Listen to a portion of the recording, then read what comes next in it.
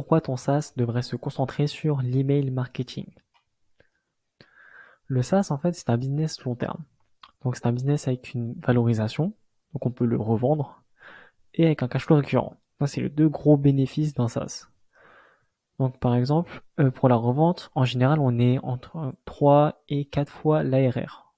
Donc, le revenu récurrent annuel. Donc, par exemple, si ton SaaS, imaginons qu'il fasse 10K de MRR, donc 10K par mois, son ARR, il est donc de 120K.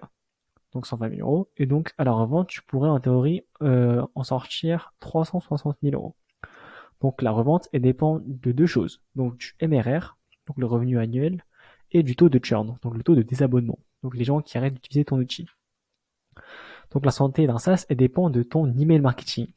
Parce qu'en fait, sans email, tu pourras pas créer de relation avec ton audience, avec des clients. Et donc, s'il n'y a pas de relation, il n'y aura pas de confiance.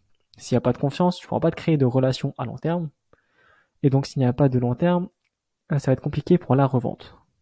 Parce qu'en général, la revente, c'est le goal de chaque SaaS owner en général. Donc l'avantage de l'email marketing pour un SaaS, c'est que tu pourras augmenter la notoriété de ton SaaS. Donc par exemple, tu parles de l'histoire du founder, comment il arrive à l'idée de créer ce SaaS, et donc tu peux te différencier sur pourquoi c'était la meilleure personne pour résoudre les problèmes de tes clients, parce que tu l'as vécu par exemple. Tu pourras ensuite convertir plus de prospects. Donc si on convertit plus de prospects, dans donc plus de clients qui payent, donc plus de MRR et donc une meilleure revente. Et enfin, on pourra fidéliser les clients existants avec une séquence email particulière. Donc si on arrive à fidéliser, donc c'est vraiment un jeu de long terme. Donc si on les fidélise, et ben limite on pourra en faire des ambassadeurs, donc des gens qui vont promouvoir le produit à ta place. Et ça n'a pas de prix.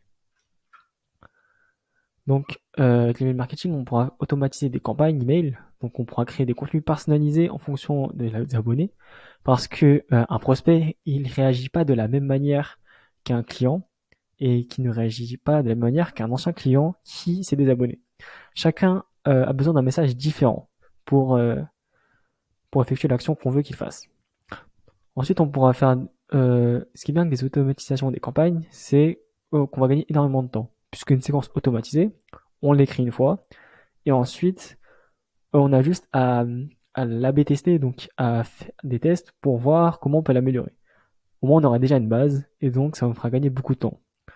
On peut aussi ajouter une newsletter pour varier le contenu, pour toujours apporter de la valeur à ton audience.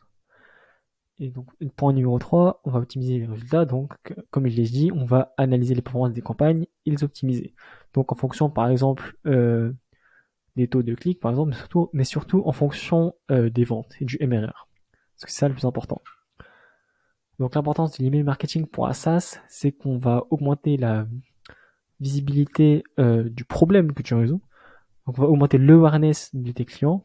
Donc, plus les clients sont aware, donc plus ils ont conscience du problème, de l'importance de ce que c'est, plus ils seront prêts à passer à l'action et à prendre la solution. Parce que c'est toi qui en parles. C'est comme un docteur, s'il te dit tu as tel problème parce que tu as fait telle action, et donc ça veut dire que par exemple, je sais pas, dans un an, tu auras une maladie grave, par exemple. Toi, tu vas comprendre la douleur que c'est, enfin, tu vas te rendre compte à quel point c'est grave. Donc, tu vas le consulter parce que c'est lui qui t'a fait un audit de ta santé. Et donc, s'il analyse si bien tes problèmes, il a donc la solution à tes problèmes. Donc, c'est pour ça que tu vas le voir. Et ben, c'est pareil pour ton SaaS. Ensuite, tu vas augmenter l'engagement pour le long terme. Donc, l'engagement, ça peut être, par exemple, tu pourras partager des case studies de quelques clients. Déjà, ça va donner de la social proof. Donc, la preuve sociale, ça va montrer que tu as des success stories. Ça, c'est important pour augmenter la confiance. Et même, on pourra faire en sorte que ces success stories deviennent des ambassadeurs. Donc, les personnes, elles recommandent des produits, fassent du referral, donc elles fassent du bouche à oreille. Ça, c'est très important parce que c'est du trafic gratuit. Et en plus, on passe par un intermédiaire. Et donc, si on passe par un client qui est satisfait, il y a plus de chances que ses proches se disent, oh, ok, si la personne que je connais, elle est satisfaite, ça veut dire que le SaaS, il fait un bon travail. Donc, bah, je vais le tester pour voir si c'est vraiment ça. Et enfin, le point numéro 3, donc plus de conversion, donc plus de croissance. Tout simplement, on convertit plus de prospects, il y a plus de clients. Plus de clients, le MRR augmente. Le MRR augmente, l'ARR augmente. Et donc, si tout ça augmente, eh bien, il y aura une meilleure revente à la sortie. Donc moi, c'est Rémi. J'aide les SaaS à augmenter leurs revenus avec l'email marketing. Donc voilà, tout ce qui est conversion, convertir plus de prospects, réduire le taux de désabonnement, donc le taux de churn, et augmenter la LTV des clients existants. Donc si tu as un SaaS, je t'invite à t'abonner à cette chaîne parce que j'ai envoyé pas mal de contenu sur ce sujet.